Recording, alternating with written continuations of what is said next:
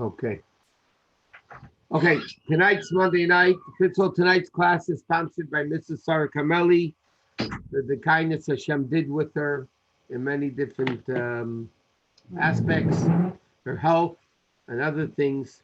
So she's sponsoring the class tonight or as a thank you to Hashem. Today's Parsha is Parshat Vayechi, which is also the last Parsha of the book of Bereshit. There's a lot of very interesting things going on in the Parsha. But to open it with, there's a famous story when the Tzemach Tzedek was a little boy. He was in Cheder, and he was raised by his grandfather, the Alter Rebbe, because his mother passed away, giving up her life for the Alter Rebbe. So the Alter Rebbe raised the Tzemach Tzedek. So the Tzemach Tzedek used to come home from Cheder, and he used to talk to his grandfather. So one day the Tzemach Tzedek comes home from Cheder, he's a little boy, and he asked his grandfather the following question. In Cheder, his Rabbi told him that what the Balaturim says. The Balaturim says on the Pasuk Vayechi Yaakov Beretz Mitzrayim that the best years of Yaakov's life were when he was in Egypt. When Yaakov was in Egypt, those were the best years of his life. So the Tzemach Tzedek, as this little boy, asked his grandfather, how is it possible that Yaakov Avinu, who is known as Bechir Ha'avis, the chosen one from all the patriarchs, in a certain respect, he was the greatest of them. How is it possible to say that Yaakov Avinu's best life was while he was in Egypt, which was at that time the most corrupt land in the world? So the Alter Rebbe said to him the following, that before Yaakov came down to Mitzrayim, he sent Yehuda. That's Yehuda Sholach Lefanav Geishna. Yaakov Avinu sent Yehuda to Geishan, Lahedus Lefanav Geishna. And Rashi says, what did he send him to? To open a yeshiva. And Alter Rebbe said to the Tzemach Tzedek that because Yaakov Avinu, before he came down to Mitzrayim, sent down Yehuda to open a yeshiva, and he added that the Shvatim should be diligent in Torah during the duration of their stay in Egypt. So that made Yaakov Avinu's best years in Egypt. That's what he answered him. So the Rebbe discusses in many sichos when the Rebbe would tell over the story. The Rebbe asked a very simple question. Number one, what do you mean, why were they Yaakov's best years? He finally was reunited with his son Yosef. Yosef was the proper Jew that he expected him to be, leader of Egypt, but Yosef was still learning and davening and doing all the mitzvahs. So of course they're the best years of his life. He finally merited to live a long life. His son Yosef, who was the apple of his eye, was ahead of Egypt, and he was religious, a tzaddik. So of course, what's the Tzemach Tzedek's question? Why the Alter Rebbe's why the Yaakov Avinu's best years could be in Egypt? So the Rebbe explains that the Tzemach Tzedek's question is as follows. Granted all of that, granted that Yaakov Avinu came to Egypt, his son Yosef was a tzaddik, the leader of Egypt, and he had a tremendous amount of nachas. He had tremendous amount of nachas from his children, his grandchildren, from the Shvatim. But still, and the spiritual perspective of Yaakov Avinu, being who Yaakov Avinu was, Yaakov Ishtam Yeshiv Yeholim, Yaakov Avinu was in the highest level of the Ovis. Still the question was, in the land of Eretz Yisrael, how is it possible? How is it possible that, yes, physically, he was reunited with his son, but still spiritually, Yaakov lived in Eretz Yisrael. How is it possible for Yaakov's best years to be in Mitzrayim? And Alter Rebbe explained to him this is what the answer is, and this is the Yaakov Avinu understood that the greatness is to create Mitzrayim into a Torah center. The Tzemach Tzedek's question is, how is it possible spiritually for Yaakov Avinu to have his best years in Egypt, and the Alter Rebbe answered him because through Yehuda opening a yeshiva and the Shvatim being diligent in learning Torah, that caused, and I'll explain in a second, I'm going to say a phrase and I'll explain it, Yisrin ha'ar mitei ha'cheshach, the advantage of light over dark. That not only did Yaakov Avinu in Mitzrayim learn Torah, that even the Shvatim transformed Mitzrayim to a place of Torah that, like he said, the Shvatim were diligent in learning Torah. Spiritually, that's the highest level Yaakov Avinu could attain. Why? There's an expression in Chazal, I think it's a pasuk, Yisin ha'er min ha'cheshach, u'mitei ha'cheshach. There's an advantage of light over darkness. And there's two interpretations of that. The simple meaning of it is that light is better than dark. Meaning, whenever there's a battle between light and dark, light always wins. Light always wins. You can have a room that's pitch black, very dark. You bring in a little candle, it dispels a tremendous amount of darkness. So the simple meaning, what does it mean? Yisn min ha'cheshach. There's an advantage of light over dark. What does it mean? Light is stronger than darkness. But Chassidus explains there's a second interpretation of it. Yisn min ha'cheshach means the ultimate light is min ha'cheshach, when darkness becomes light. The greatest level of light is when darkness becomes light. And when Yaakov Avinu was able to create that in an environment of Egypt, Choshech, it wasn't only that there was light conquering the darkness, but actually transforming the darkness of Egypt to light. How? By opening a yeshiva that the Shvatim, not only the Shvatim which were in the world of Bria, not like the Ovis were in Atzilus, that even they were diligent in Torah, even in a corrupt land like Mitzrayim. Why was it the greatest for Yaakov? Because Choshech became Or, darkness became light. And let me explain this a little bit, because it's fundamental. It's Chassidus 101 about the whole purpose of the neshama in the body. And to preface it, if you have an enemy, okay, and you fight your enemy, so there's two ways of dealing with it. One way is you get rid of the enemy. You get rid of him. He doesn't exist anymore. Okay, so he's not in your way. There's a greater accomplishment when you make your enemy your friend. You make your enemy work with you together. That's a much greater accomplishment than getting rid of the Yetzer Hara or the enemy. When the neshama comes into the body, the neshama is now coming into a body with the Yetzer Hara, with darkness and everything else. And there's a battle going on. There's a battle going on between good and bad. You can have two ways of dealing with it. One way is that there's so much or, so much light, it dispels darkness. What's the problem with that though? The second the light leaves, the darkness is back. It just was overpowering the darkness to get rid of it. But you didn't change it. It's still darkness. It just got pushed away from the light. The second you take away the light, the darkness is there, full steam ahead. It didn't even weaken because of the light that was in the room.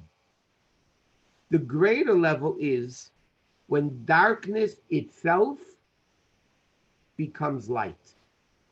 When your enemy itself becomes your friend. What does that mean? So let's speak the way it is in the neshama and the body. There's one level we're going to learn about this, not this week in Tanya, probably next week in Tanya. There's a neshama killing the Yetzer Hara. Neshama kills the Yetzer Hara. Okay, it kills the Yetzer Hara. It's not there. But there's a greater level of transforming the Yetzer Hara, which is the highest level of tzaddik, transforming the Yetzer Hara, that the Yetzer Hara should also love Hashem. You'll have to say Hashem Elokecha b'chol levavcha. The Gemara asks, it should say b'chol libcha, singular, with all your heart. It says b'chol levavcha, two bases. And the Gemara says the ultimate is to love God with both Yetzers, Yetzer Tov and Yetzer Hara. Yes, you can kill the Yetzer Hara. You can kill the Yetzer Hara. But then all you did was got rid of it. There's a greater level of transforming it to make it light, to make it a Yetzer Tov, transforming evil into good. And that's what Yaakov Avinu did in Mitzrayim. By the way, this is explains another interesting mission in Pirkei Avos. When it says in the fourth parak of Pirkei Avos, Ezau Gibor, who is strong, Hakevish es Yitzrei, one who conquers the Yetzer Hara. The Mishnah doesn't say who is strong, one who kills the Yetzer Hara. It doesn't say one Heirig es Yitzrei or gets rid of it. It says Kavish es Yitzrei. What does Kavish mean? You conquer it. It becomes under your jurisdiction. It's working for you. If it's working for you, it's a much greater level. Yaakov Avinu's best years were in Mitzrayim. The Rebbe explains why. Because by opening a yeshiva there and the Shvatim learning Torah, they were actually able to transform Mitzrayim to a place of Torah. Actually transforming. Now, how could that be? So the Rebbe explains, because Torah is from the essence of Hashem. Torah is above good, above bad. It's above everything. And therefore, through the power of Torah, the Yaakov Avinu was by sending Yehuda to open a yeshiva and making sure in a way that the Shvatim were diligent in Torah. They were able to make it happen that Mitzrayim itself, because of the greatness of Torah, which is so unlimited, dark and light are the same, it could transform darkness to light, not only get rid of it, actually make darkness into light, make evil into good, make Yetzer Hara into Yetzer Tov. That's the great years of Yaakov Avinu's life. And therefore, the Rebbe explained that was that was his question, and that was his answer. Tzemach Tzedek's question was, how spiritually is it possible that Mitzrayim could be Yaakov Avinu's best years compared to his life in Israel? So the Alter Rebbe answered him, in Israel there was a level of light, Kedusha. Eretz Yisrael was Kedusha, where Yaakov Avinu lived. That was a very great level. But Yaakov Avinu accomplished in Mitzrayim even more. And therefore the Baal HaTurim says it wasn't the best years because Yosef was there and Yosef was from and Yosef was a vice. That didn't do anything.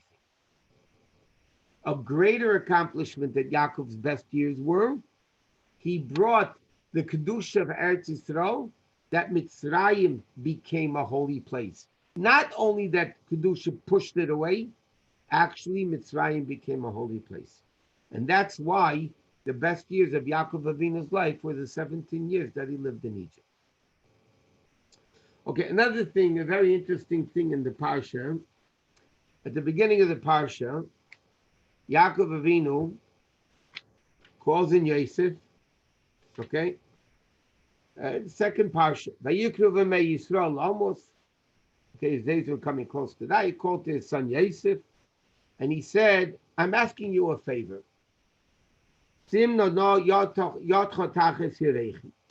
want you to put your hand under my thigh, which is what Abram told Eliezer.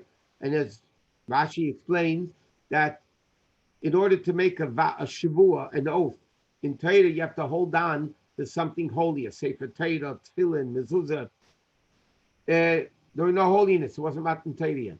So what was holy? The bris milah. That what they were commanded to do, and therefore the bris milah was holy. So Yaakov says to Yosef, I'm asking you for a favor. I don't want you to bury me in Egypt. I don't want to be buried in Egypt. So what do I want? As soon as I die, take me out of here, bury me back in Eretz Yisrael. So Yosef says, I'm going to do as you ask. Yaakov says, no. He shavali, you have to swear to me. I want you to swear that you're going to do it. So Yaakov swore. Now the question is, why did he make him swear? He could have done it. He didn't trust him. Yosef was a viceroy. He didn't have to ask anybody permission. Why did Yaakov make him swear? He didn't trust him. So it's an interesting Gemara in Saita. The Gemara answers an answer as follows. It says, when Yosef became the viceroy, when the butler told Pari, that we have this guy that interprets dreams, and he was very good, and Pari told Yosef his dreams with the fat cows, skinny cows, fat stalks, skinny stalks. And Pari said, whoa, this guy is for real, this guy is great. I want to make him the leader. So the anti-Semite Egyptians that existed even then said to Pare, first of all, he's a slave. And a slave is not allowed to become a king in Egypt. That's what it says in the Constitution. Secondly, he said to Pare, in the Constitution of Kings in Egypt, it says a king has to know 70 languages. All 70 languages he has to know. And this kid doesn't know all 70 languages. The Gemara says, that night, Malach Gavriel came to Yosef at night, and he taught him all 70 languages. Gemara says, it's pretty hard, no matter how brilliant you are, it's still hard to learn 70 languages in one night. But it says Yosef kept forgetting it. So it's in fact what we say every Thursday in davening, a Yom Yom Chamishi. So it says that Eidus b'Yosef Samai, there's a testimony for Yosef, in the Yom Chamishi. It says, Eidus b'Yosef Samai, testimony for Yosef when he went over Egypt, Svashlo Yadaiti, a language he didn't know. Eshmai told him. The Gemara says like this: Gabriel taught Yosef 70 languages overnight. Yosef kept forgetting it. He added a hey to Yosef's name. He made him Yehosef, which is now he has 3 letters of God's name, Yud Kei Vav. And then he was able to remember all 70 languages. The next morning became this debate, Pari and Yosef, about the languages. So it says every language Pari started, Yosef spoke. Yosef knew all 70 languages. But Yosef knew Hebrew, and Pari didn't know Lashon Kodesh. Pari didn't know Hebrew. So Yosef knew a language that Pari didn't know. So Pari said to Yosef, I want you to swear that you will never tell anybody you know a language I don't know. Because technically Yosef could have ousted Pari as being the king because he knew a language Pari didn't know. So he made Yosef swear that he will never tell anybody that he knows a language that Pari doesn't. So Yosef swore. Finished. When Yaakov Avinu died, and Yosef says to Pari, I have to go back up and bury my father in Egypt. So Pari said to him, you're not going. I'm not letting you out of Egypt. So Yosef said, but I swore. I swore to my father that I'm going to bury him. I have no choice. I swore. So Pari said to him, this is what the Gemara says, break your vow. Don't keep your vow. So Yosef said to Pari, okay, if I don't keep that vow, I'm not going to keep the vow I made with you. I'm going to tell everybody I know a language you don't, and I'm going to become king. So that's why Pare, at the end in Vayechi, says to him, after Yaakov died, he says to him, go bury him, kasher hishbi echa, like you swore to him. Because that was the only reason Pare let him go.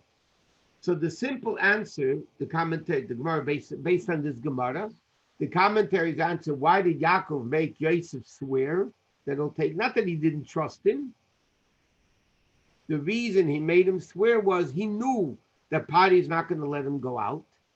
So by making Yosef swear, Yosef had the ability to blackmail Pare and tell Pare, okay, you have to let me out. That's the simple answer of why Yaakov made Yosef swear, not because he didn't believe him, but because he wanted to give Yosef the ability to take him out.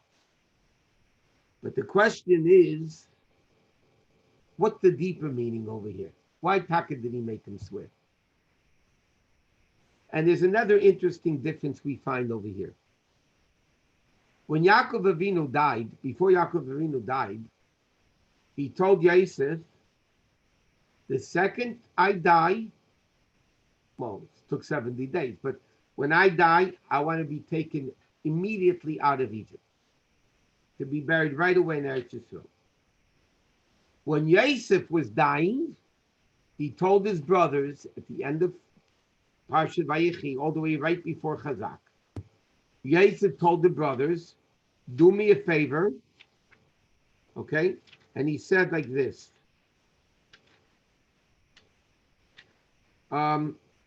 Yosef said like this, eventually God is going to take you out of Golus Mitzrayim.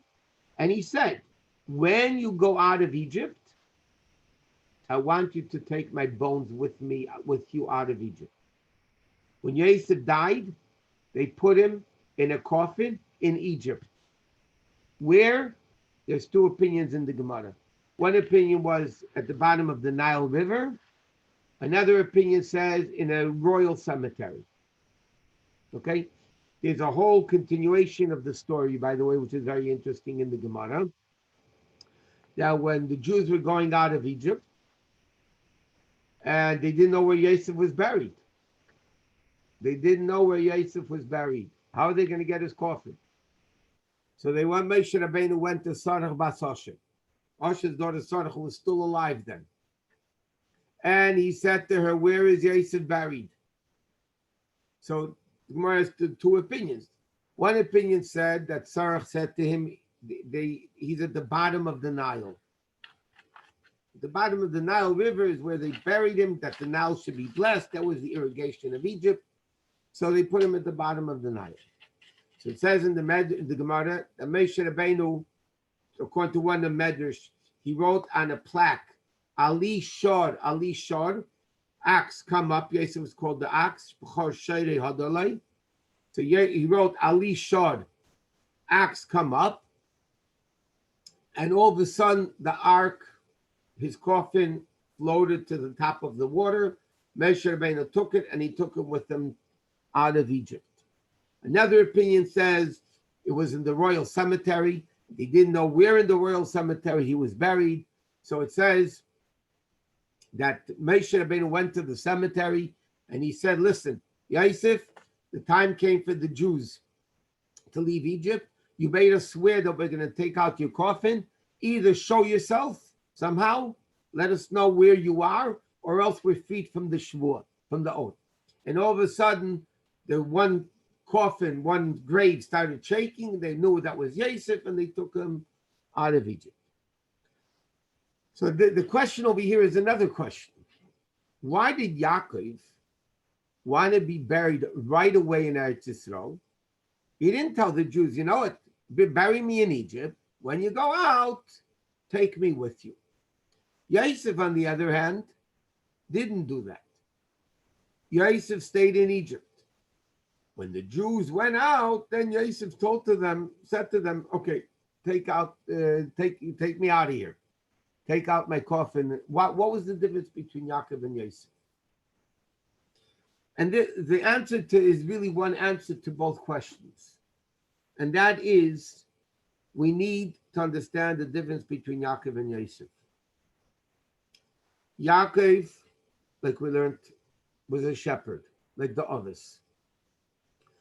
Yaakov Avinu was secluded from world. Yaakov Avinu didn't have anything to do with Mitzrayim. He didn't want to deal with Egypt. Yaakov was in Eretz Yisrael. Yosef, on the other hand, was in Mitzrayim. Now, why? Because Yosef was of the level greater than Yaakov, that he is able to be in Mitzrayim and to be holy. So therefore, like this, Yaakov Avinu thought, so to speak, that Yosef might leave me here for a while. And he's going to think, okay, just like I'm going to be there for a while, you're going to leave me there for a while too. And he'll forget about it until the Jews go out of Mitzrayim and they'll take me out too. Yaakov said to Yosef like this, I want you to swear. What does swearing mean? When you make an oath. When things are logically good, you don't need to make an oath. You don't need to make a vow. A covenant, like we find in Chumash, between David and Yehonasan. They made a covenant for all times. Marriage is a covenant. People renew their vows. What's the union of vows? Think about it. Friends is good. It's not. I mean, what do you need to make a vow of it for? The purpose of a vow is that even, let's speak about marriage because that's a very practical thing that we all understand. A lot of times issues come up in the marriage. What does the vow of marriage do? What's the thing of marriage? The thing of marriage is that even when things don't make sense to be together, the shvua binds you that even then you stay together. Friendship is based on logic. It works. It doesn't. The thing of marriage is a vow that even when things don't work logically, there's something above logic. And Yaakov Avinu, the Rabbi explains, wanted Yosef to be constantly aware of the fact that Yaakov Avinu doesn't belong in Egypt. He belongs in Eretz Yisrael. Even though Yosef on his level is connected to Mitzrayim, but Yaakov Avinu didn't want that Yosef should logically, in Seichel, keep Yaakov in Mitzrayim for as long as the Jews were there, because they would be blessed. So therefore he made him swear that even though logically, from your perspective, you might think I should stay there, but I don't want you to. I don't want to be here. And then the Rebbe explains another phenomenal concept of what a Jewish leader is, what a Rebbe is. Yaakov Avinu was the Rebbe of the Jews in Eretz Yisrael. That's where he was the leader. He was the Rebbe of the Jews in Eretz Yisrael. Who was the Rebbe of the Jews in Egypt? Yosef was the Rebbe of the Jews in Egypt. He was the leader of the Jews in Egypt, not Yaakov Avinu. Yaakov Avinu said, when I was alive, I was the leader in Eretz Yisrael. That's where I need to be buried, in Eretz Yisrael. Because that's where my followers were, in Eretz Yisrael. Yosef was the leader in Egypt.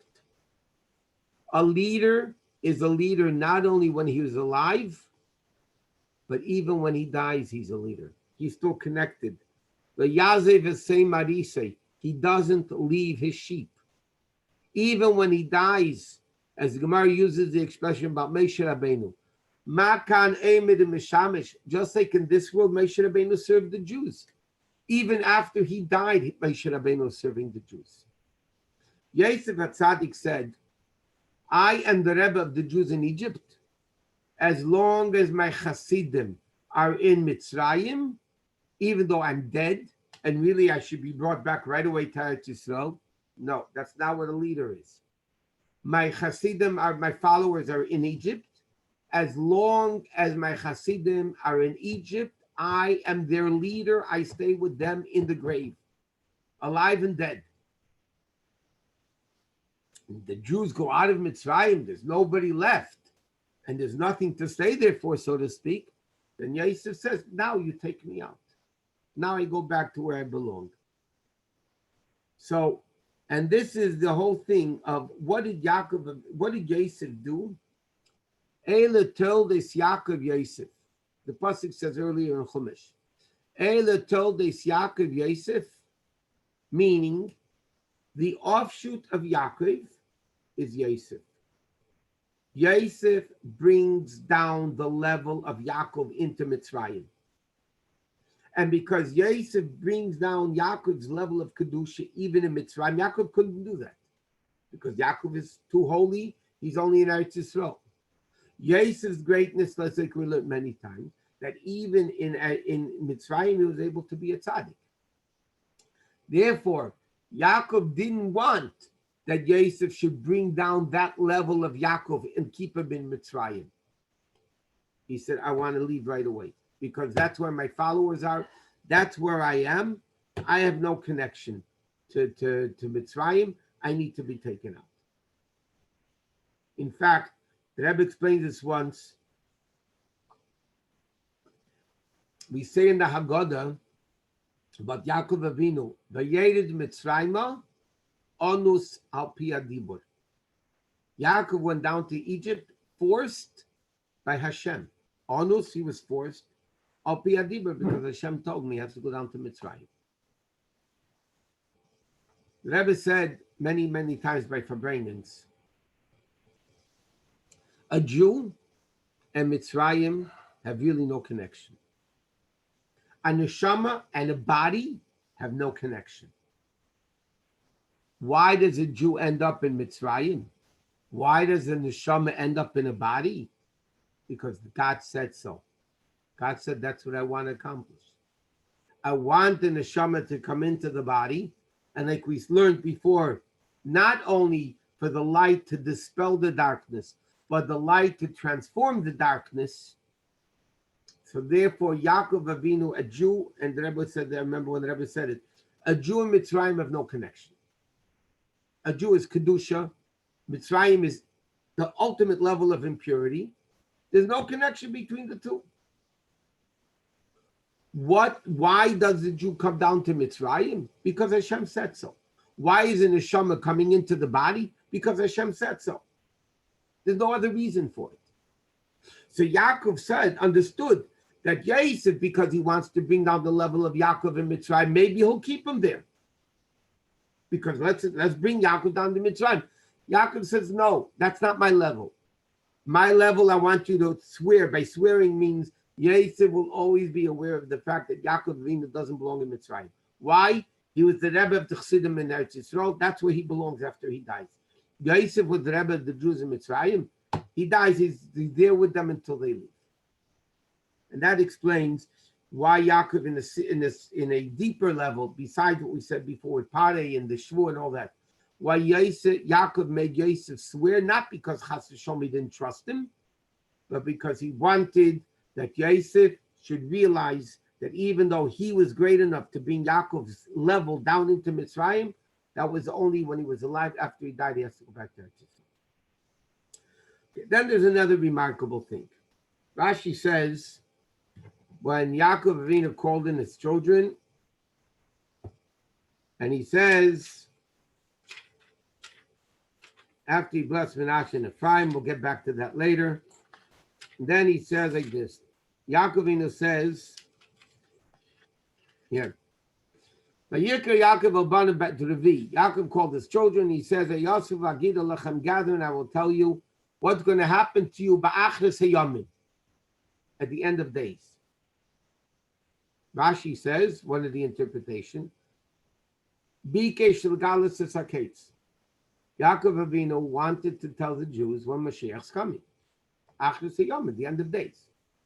Bikesh Yaakov legalas saketz. Yaakov Avinu wanted to tell the brothers when Mashiach was coming, his children. Ukshenistalka mimenu shechina, and the shechina left him. Yaakov wanted to reveal when Mashiach's coming, and Hashem left him. That's it. There's two opinions. The Rebbe says either it left from Yaakov also, Yaakov didn't know anymore, or one opinion says Yaakov still knew when Mashiach was coming, but the Shechina means to tell to the children, Hashem told them no. Now the question is, like, did you imagine somebody tells you, hey guys, guess what? I'm going to get you excited. Mashiach is coming in 3,000 years. Yaakov Avinu until Mashiach is coming was 3,000 years. Okay? Can you imagine? A guy says, guys, I have good news to tell you. Mashiach's coming in 3,000 years. You know how depressing that is? Why does Yaakov want to tell this? And it's like a funny thing going on over here. Yaakov wants to tell the Jews when Mashiach comes. And obviously, if Yaakov wants to do it, that's what Hashem wants. Tzaddikim don't do anything on their own. If Yaakov Avinu wants to tell the Jews when Mashiach is coming, so then Hashem wants him to tell the Jews when Mashiach is coming. And all of a sudden, the Shekhinah leaves him and says, what, Hashem changed his mind? First, Hashem says, tell them Mashiach's coming, and then change, no, I'm not, no, don't tell them. And also, Bechlau, what does this mean? He wants to tell Mashiach comes 3,000 years later. So some Mefarshim answer that he didn't mean the Ketz of Mashiach. He meant Mashiach's coming if the Jews left Egypt. Rashi says on the pasuk in Oz Yoshe, to be Eimer v'siter Eimer b'hanach loscha, which speaks about the third ultimate Geulah. Rashi says if the Jews would have merited after the splitting of the sea, they would have gone directly into Eretz Yisrael, and Mashiach would have come. They would have come direct. Mashiach, the Jews would have gone directly if they didn't sin.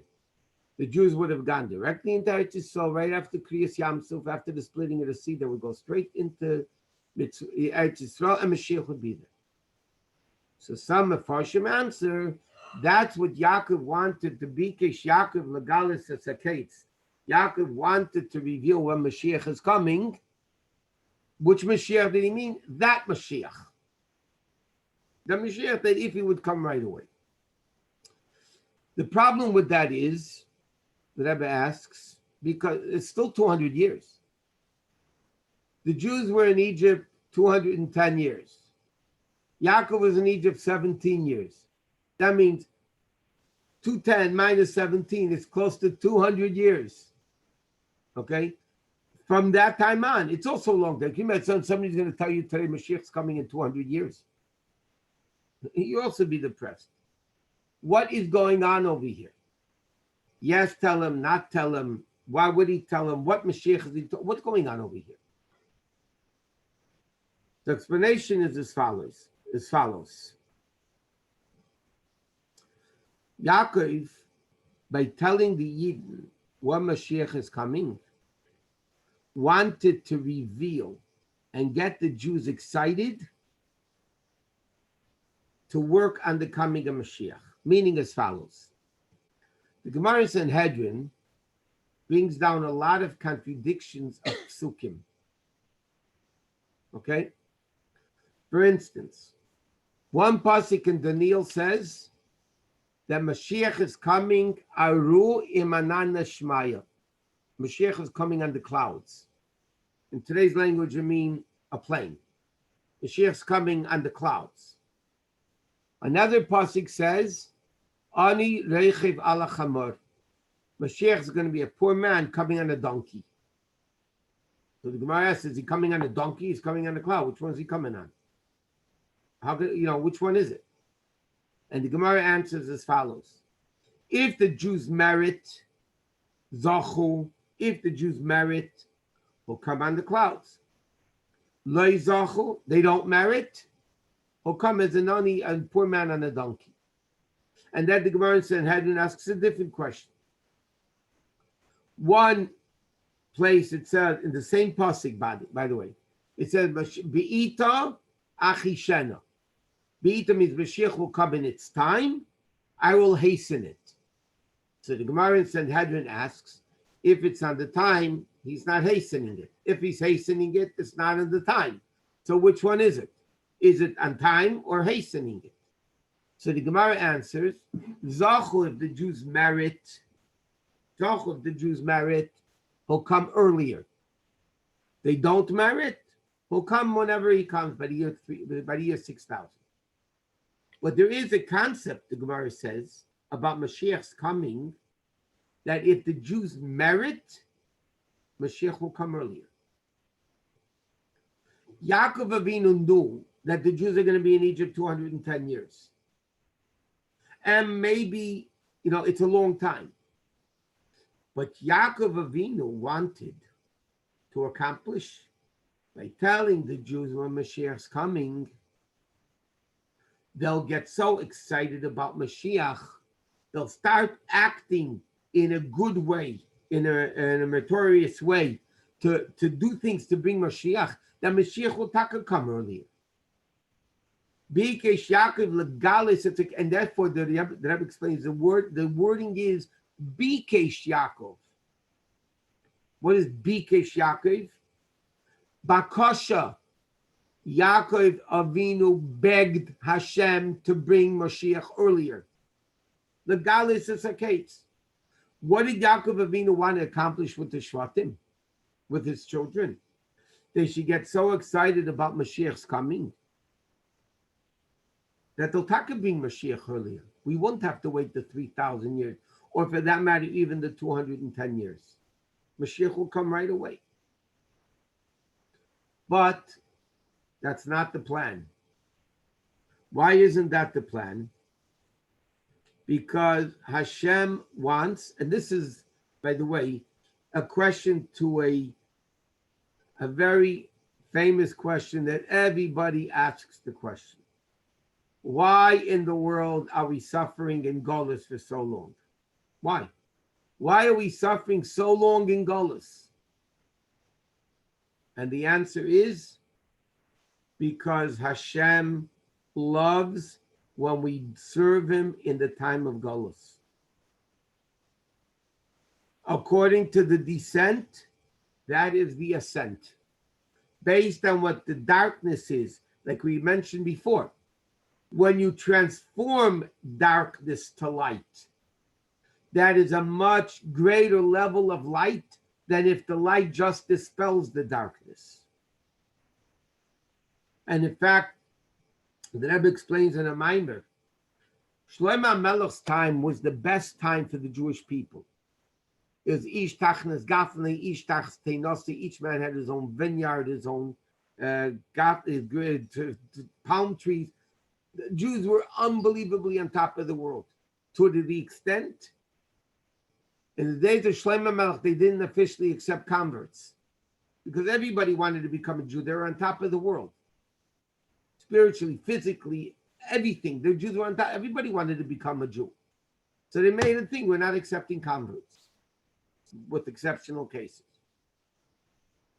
And it says about Shlomo Melech that his name was all around the world to the extent that even the Queen of Sheba, which was the most distant part of the world at that time, also came to Shlomo Melech. But the Rebbe explains what was the problem with that time, so to speak. In the days of Shlomo Melech, yes, there was Kedusha all over the world. Shlomo Melech's name was all over the world. The Beis Hamikdash was all over the world. But it didn't change the world. It was light that dispelled the darkness. It wasn't a transformation of darkness. When the Jews are in Golus, and that's why Hashem said like this, Bikesh Yaakov legalis esakates, a Jew, taka, in learning with a lesson from this, a Jew needs to ask Hashem to do things to bring Mashiach sooner. That's what Hashem wants us to do. Bikesh Yaakov legalis esakates.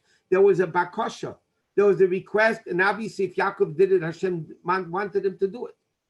Yaakov Avinu wanted to give into his children the excitement of Moshiach, that they should bring Moshiach before the time of 3,000 years. But then Hashem said, no, that's not the ultimate. I want something greater than Moshiach coming earlier. I want Moshiach to come when he needs to come, based on the Avodah and the work of Jews. Like it says, Toloi, as Alter Rebbe says in Tanya, the coming of Mashiach is Toloi b'ma'aseinu v'avodaseinu b'meshech zman hagolus. It depends on our avodah in golus. Why? Because, like we said before, what was the uniqueness of Yisin ha'er min ha'cheshach? Like we explained in the story with the Tzemach Tzedek and the Balatur and that whole thing. The ultimate goal Hashem wants is that we should work and transform darkness to light. How do we do that? Doing Torah mitzvahs nowadays. Doing Torah mitzvahs nowadays in a way that we transform the world. That the world itself changes and screams Chanukah, Purim, mitzvahs, tefillin. Somebody just sent me a clip tonight that there was a yeshiva bachur going around Chanukah giving out menorahs to light up, people to light the menorahs. Kid comes into an apartment complex and he knocks on the door, and this lady says, "Who's there?" He says, a little kid said, "Are you Jewish?" She said, "It's none of your business if I'm Jewish or not." And she starts screaming at the kid. And she said, "I don't care. It's none of your business. You shouldn't be asking people if they're Jewish or not." And she refused to open the door. And then she overhears through the door the way the guard of the complex comes to the kid. And he says to the kid, "You really shouldn't be doing this. You can't go to people and ask them, knocking on the doors and ask them if they're Jewish. And you can't do that." And the kid turns to the guard and says, "Are you Jewish? Are you Jewish?" That's the world being transformed to Kedusha. So Hashem said, "It's not the time to reveal the kids. I don't want you to bring Mashiach earlier." Yes, a Jew has an obligation, like the Rebbe says, 3 times a day. We're waiting for Mashiach every single day. But the bottom line is, when the Jews are Nebuch, another day in Golus and another day in Golus, they are transforming more of the world. Yes, we don't want this. We want Mashiach to come now. Yesterday, 1,000 years ago. But the Avodah Hashem says, Bikesh Yaakov the legalis saket. Yaakov wants to reveal Mashiach. Hashem says, no. I want them to work. I want them to transform world to darkness into light, because then there'll be a greater revelation of Mashiach than if it came from the way of Zachu, just the Jews meriting it because they merited it. Hashem wants Avodah of the Jew. And this explains another basic point in the same concept. Trust me, if there's anyone that wants Mashiach to come, it's Hashem. Because what's Mashiach? Mashiach is a time of revelation of godliness in the world. When godliness cannot be revealed, Hashem is tortured. To give you a physical analogy, you ever find somebody's dying to say something and you shut them up and you don't let them say it? It's torture. Hashem wants to reveal himself to the world, which is the concept of Mashiach. Hashem wants to reveal godliness in the world, and he doesn't. It's torture for Hashem. If there's anyone in the world, anything, whatever you want to call Hashem, that wants Mashiach to come, it's Hashem. So why doesn't he just bring him? So Chassidus explains, because Hashem wants Ma'aseh Yadecha Tichsi. Hashem longs to the Avodah of the Jew.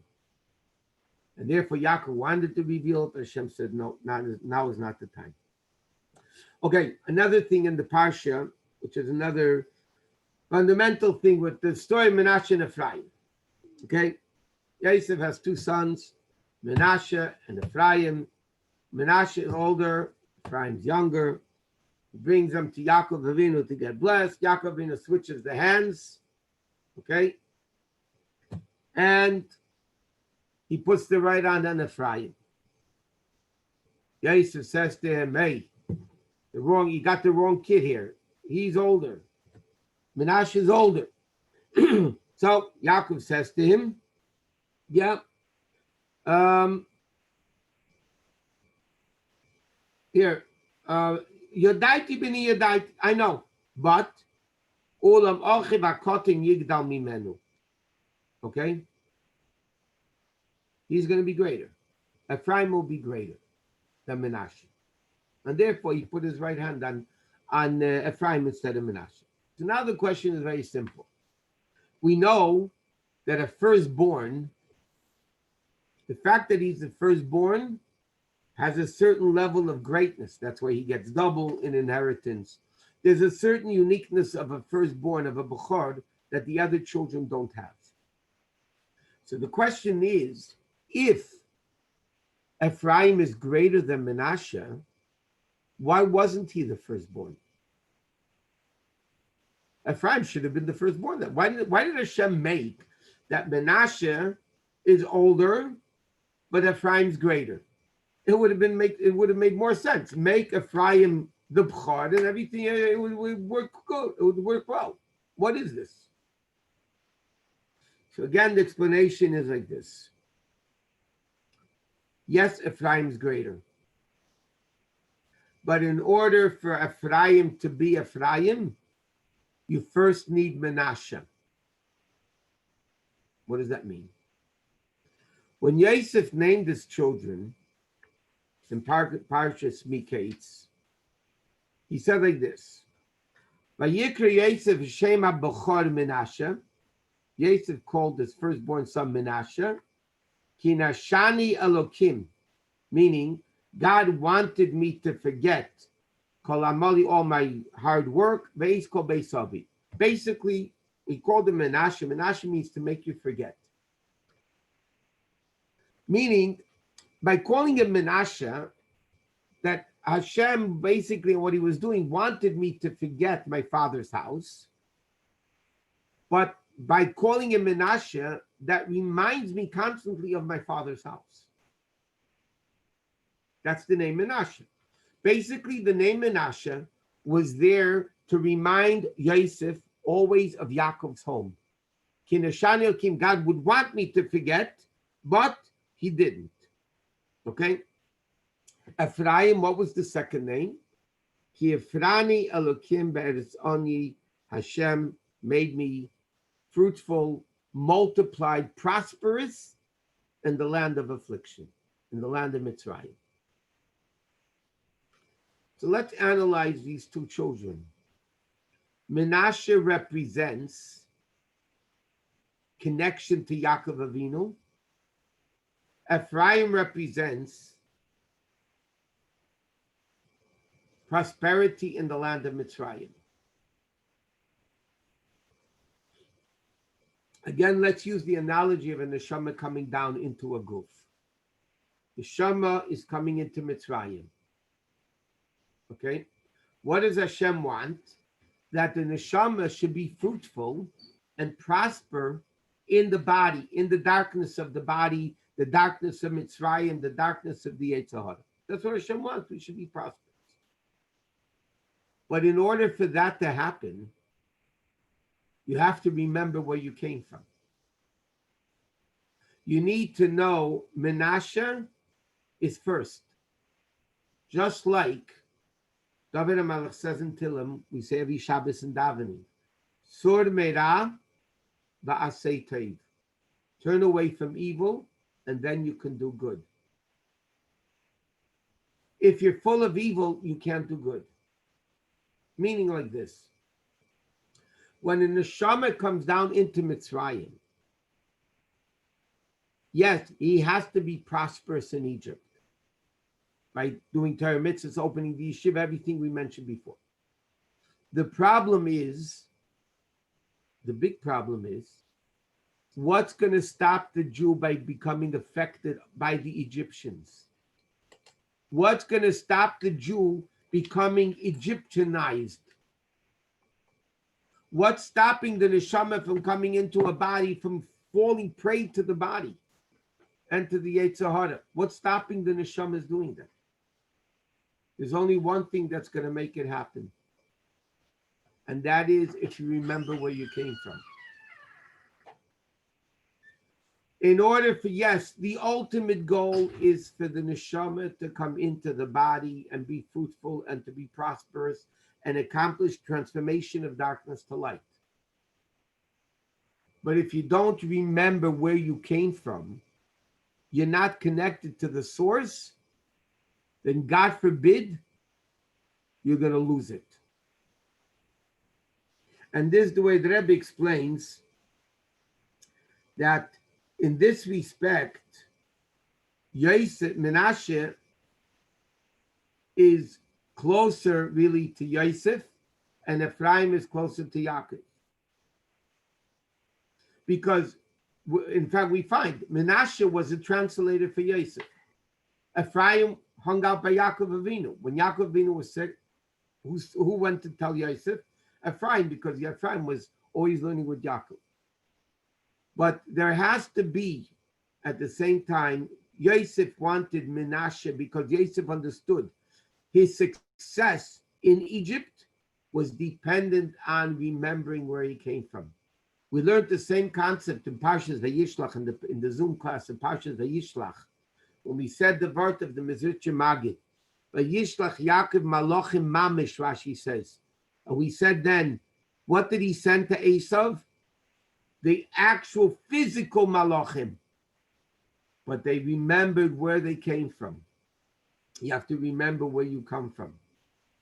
When a Jew goes on shlichus, and every single Jew is a shliach of Hashem, shliach shel Adam kameisei.